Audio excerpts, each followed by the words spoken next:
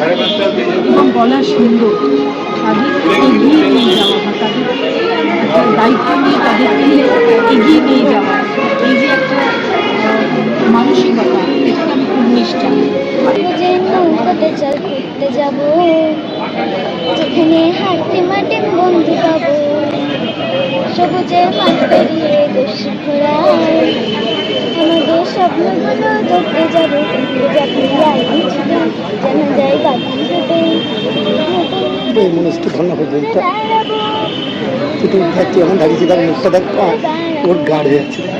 কাগজের নৌকাতে চল ঘুরতে যাব। অনেক কাটা গিয়েছি, মনে যায় না। সব থেকে প্রিয় তোমার নাম কি? আমার নাম জাসমিন।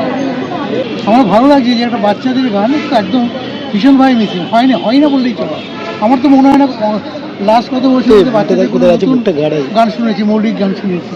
আমার এটা অনেকদিন একটা ইচ্ছে ছিল। এই শম্পা ক্রিয়েশন আমাকে বললো, আমি যে শম্পা যে আর কি বাচ্চাটির মা, ও গান শিখতে আসতে তখন বলে যে আমরা কিছু একটা করতে চাই।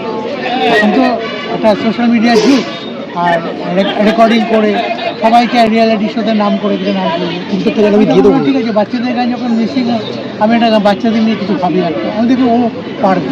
অনেক বাচ্চাকে টেস্ট করাবার জন্য ও পারবে, এবং যথেষ্ট দক্ষতার সাথে ও গিয়েছে। এবং কঠিন গান যেগুলো করেছে, পিওর লেখা, প্রিয় চট্টোপাধ্যায়ের লেখা, রাজীব দত্তের লেখা, সাবলীলভাবে গিয়েছে।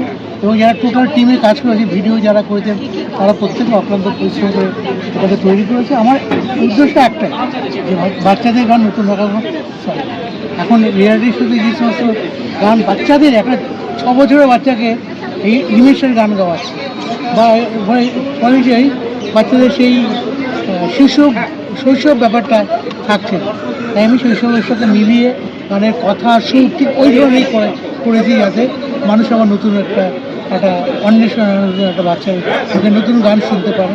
এখন সবার কাছে মিডিয়া, সব বন্ধুদের কাছে অনুরোধ, ওকে আপনারা আশীর্বাদ করুন, আর ওকে একটু তুলে ধরুন এইসব মাধ্যমে, প্রচারের মাধ্যমে। আমার মনে হয় ও একদিন ঠিক নাম। কতগুলো গান রয়েছে? 5টা গান করা, আর 5টা গানই একটু নেচার নিয়ে, একটা শুধু মায়ের সঙ্গে বাচ্চার যে একটা কেমিস্ট্রি থাকে, সেখানে একটা গান রয়েছে। এই ধরনের শিশুদের প্রতিভাকে যারা আরও রয়েছে সমাজে, তাদের তুলনার আমি তো বলবো এরকম বাচ্চাদের গান আবার হোক। আগে তো হতো, এখন তো একদম হয়ই না। আর সবাই, আমি তো একা কেন করবো, সবাই মিলে করুন। তাহলে আবার একটা এখন তো মনে হয় কম্পিউটার আসার পর সমস্ত বাচ্চারা কম্পিউটার হয়ে যায়। তারা সব মোবাইল চালাতে দিয়ে যেন সারাক্ষণ মোবাইল নিয়ে ব্যস্ত থাকে, ফ্রি ফায়ার খেলছে, বিভিন্ন রিলস দেখছে। তার চেয়ে তার যখন যার সময়, সেই সময়টা করাটা অনেক ভালো। কারণ সেই জায়গাগুলো যদি আবার ফিরে আসতে পারে, আবার পুরনো মানুষগুলোকে পাবো, পুরনো সংস্কৃতিকে পাবো, পুরনো কালচারকে আবার ফিরে পাবো। জাসমিনের প্রতিভাকে আপনি কীভাবে দেখছেন? খুব ভালো। দেখুন, একটা বাচ্চারা আসছে, এখন তো 1 বছর বয়স, ওর সমস্ত কিছু আগামী দিনে বড় হওয়া, তাদের অভিভাবকরা কতটুকু তাকে নিয়ে ভাবছে, চিন্তা করছে। কিন্তু এভাবেই প্রচারের মাধ্যমেই শুধু তারা তো হবে না, তাকে প্রতিদিন নিয়মিত রেওয়াজ করতে হবে পড়াশোনার পাশাপাশি, তবেই সে বড় হবে। আশা রাখছি ওর মধ্যে সেই সম্ভাবনা আছে, ভালো গাইড।